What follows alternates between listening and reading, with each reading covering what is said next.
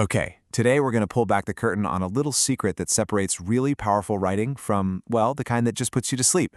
It all comes down to something called active versus passive voice. So let's get right into it. Have you ever noticed that? You read a sentence and it just clicks. It feels confident, it's got momentum, and you know exactly what's going on.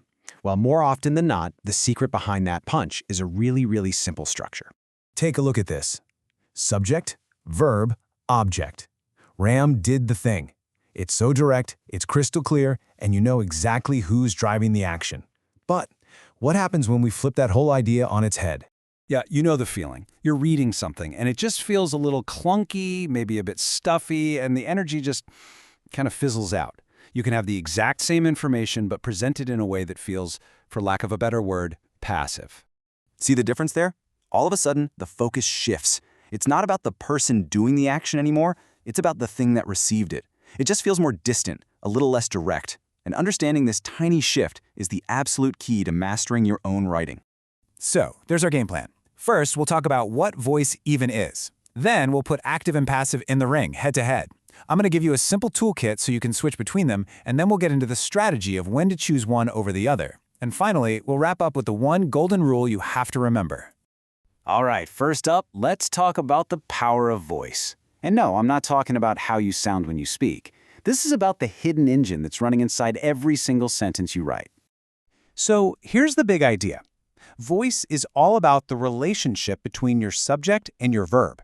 Is your subject the hero of the sentence, the one actually doing the action? Or is it just kind of standing there, having the action done to it? That one little choice changes everything. So with that in our mind, let's officially meet our two main players, active voice and passive voice. Just think of them as two completely different tools you can use to tell the exact same story. You know, it really all comes down to focus. Active voice, it's like a spotlight. It shines right on the person or thing doing the action. It's direct, it's punchy.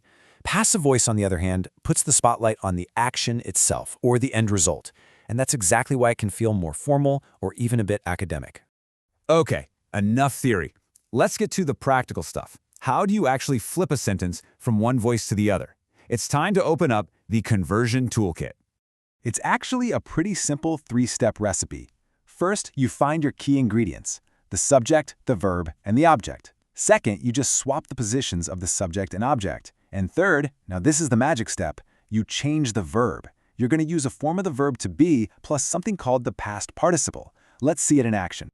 Okay, so in the present tense, writes becomes is written. See that little pattern?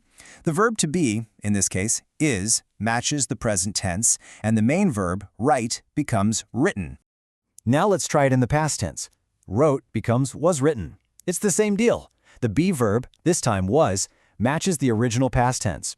The pattern holds up. And what about the future? You guessed it.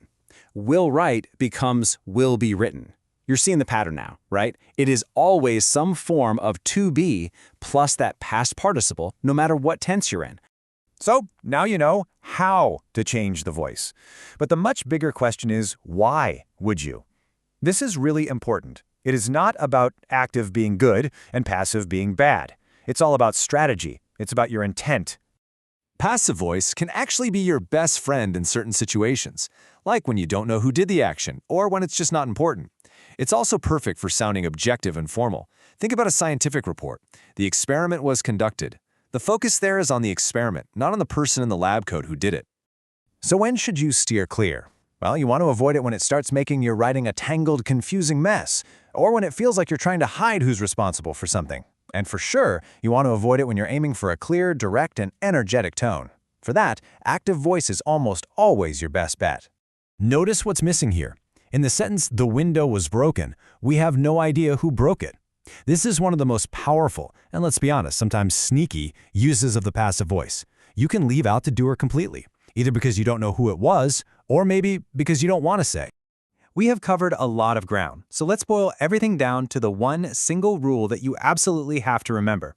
Here it is, the golden rule. Passive voice equals a be verb, like is, am, are, was, were, been, plus the past participle of another verb. If you see that combo, you are looking at the passive voice. That formula right there is your ultimate detection kit. So the next time you sit down to write, don't just think about what you want to say. Think about how you want to say it. Who do you want to be the star of your sentence? The doer or the action? Because that one choice, active or passive, really can change everything.